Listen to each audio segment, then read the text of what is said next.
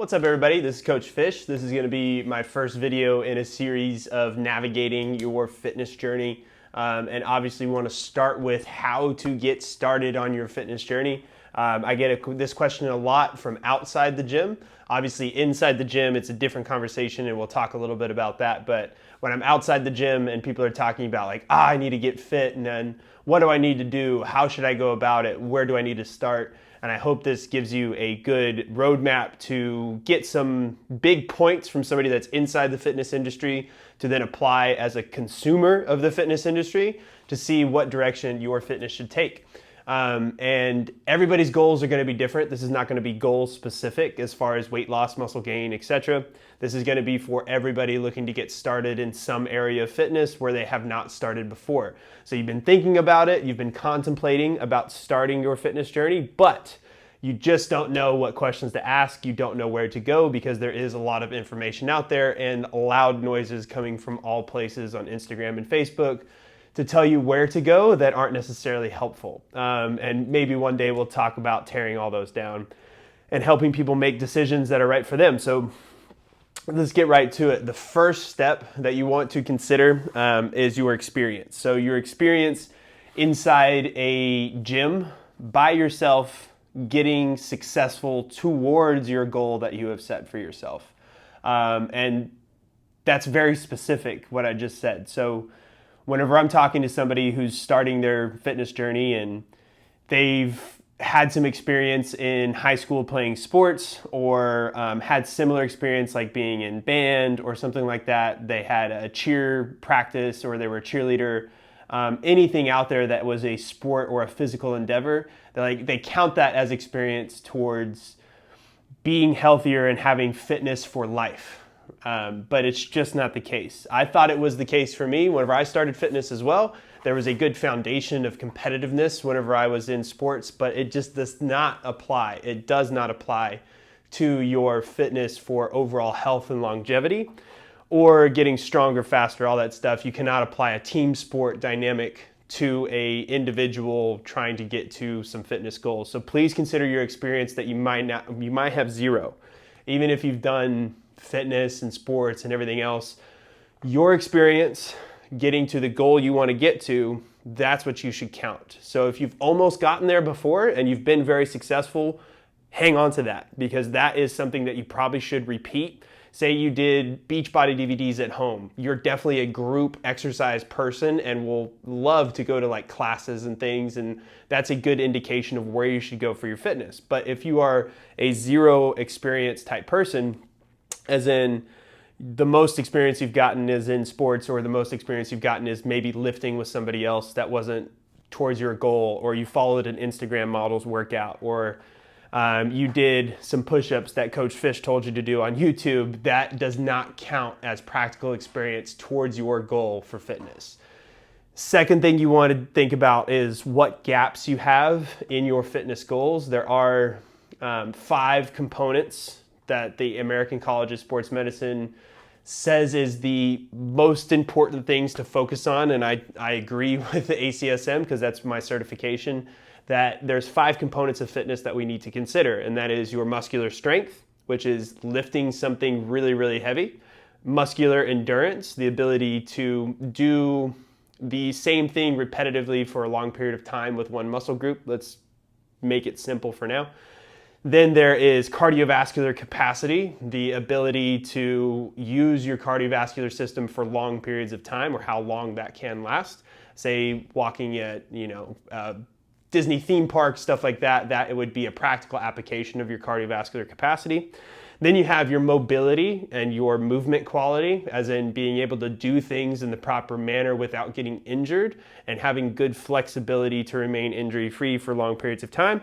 And then the last thing the people most concerned about is their body fat percentage or their body composition. A program that you are picking out that does not have all 5 of those components covered is not a good program for sustainability and health. I'll say it louder for the people in the back. 5 components of fitness: muscular strength, muscular endurance, cardiovascular fitness, mobility and movement quality, and your body composition all need to be considered when you are picking out a new fitness regimen or starting a new fitness journey at least one that's going to be sustainable. If you take some of those away just to focus on a few, that could be towards getting to your goal, but it should not delete the rest, if that makes sense. You should not have something that takes away one component that's important to fitness just to focus on another for a time being. No, everything should be included at all times. There can be a heavier focus on one than the other to get to your goals, but they all should be incorporated within your fitness regimen, or you are going to find gaps and holes in your system later down the road that you're going to have to tackle anyway. So start with the big 5 components of fitness. The next thing is trialing out a gym. This is controversial for somebody in the gym industry to tell people, but it is go try out as many gyms as you can and that you want to, and try out as many coaches that you can and that you want to. Generally, in the fitness industry, we have trial memberships for you to, even if you're going to a private studio or you're going to a big box gym, like a Lifetime or a Gold's Gym or one of those big, huge places, they are going to offer you a trial membership for a short period of time, maybe 3 days to 7 days. Take advantage of that at as many places as you can, because you do want to try out the environments that are best fit for you. Whenever we take people on tours of facilities, we are trying to put our best foot forward. We will put our best foot forward, but sometimes it might not just fit for you at that time. Gyms are gonna have different feels to them, even the same brand of gym.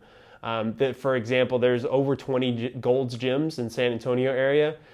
Every gym has a different kind of energy, a different kind of people that go there. You do want to have a couple of workouts at any facility you're going to try out before you commit to a long-term contract or lockdown price, something like that. The next consideration when you're considering a facility or just considering starting a program is talk to a coach. Talk to a coach. You don't have to buy a coach. You don't have to actually purchase a training program if you can't afford it, or maybe you don't feel the value in it, but coaches are super valuable in starting your fitness regimen because they can put you in the right direction. They can tell you, hey, focus on this over this, but keep them all in the same program. And that's a good way to flesh out a good or bad coach for you, is if they're going to really listen to you and give you the path to your goals versus just going, you want to lose fat, here's what I give to everybody. Not a really good way to start with a coach to say, oh, well, this is my one size fits all program, just go to here and do this, X, Y, Z. Having some prescription without an assessment from a coach is a huge red flag. So sit down with a coach, see if you can get some assessments done, one like with all the components that we're talking about with your body fat, which is usually tested at all facilities, but see if they're going to test out your muscular strength, your muscular endurance, your cardiovascular capacity, your mobility, and your movement quality. All those things should be assessed whenever you're starting with a coach to have a good starting point on locating which things you need to focus on the most and then apply them in the gym with a coach's guidance. And usually you can purchase some small starter package of a coach's assistance to at least learn the right ways of doing things. And then if you love that coach, please continue with them, even if it's at a small basis, because you need that anchor of somebody that's a professional in the industry to be able to tell you the right ways to do it. You would not buy a prescription from a doctor and not ask, hey, when should I take these pills? The same thing applies to the onslaught of online fitness that we have available to us, that we take these prescriptions and we go, this will work for me, and then we just apply it to ourselves. Not a good way to go about it. Have an assessment to link towards your program that you should be doing to find those gaps that you need to fill in for you. The last thing to consider, and we're going to do a video on this next month, is your recovery is just as important as your training, if not more important than your training. So when we're considering starting a fitness regimen, people overwhelmingly will tell me how much they're excited to get started and they're going to do 7 days a week. They're never going to take a day off. I'm really dedicated. I'm super awesome and into this coach, so I'm going to do every day out of the week. And then we have to have a 10-minute conversation about how that's not a great idea, because recovery is an essential part to your fitness. again, recovery is an essential part to your fitness. You need the recovery to be able to build muscle synthesis, as in rebuild your muscle that you've broken down.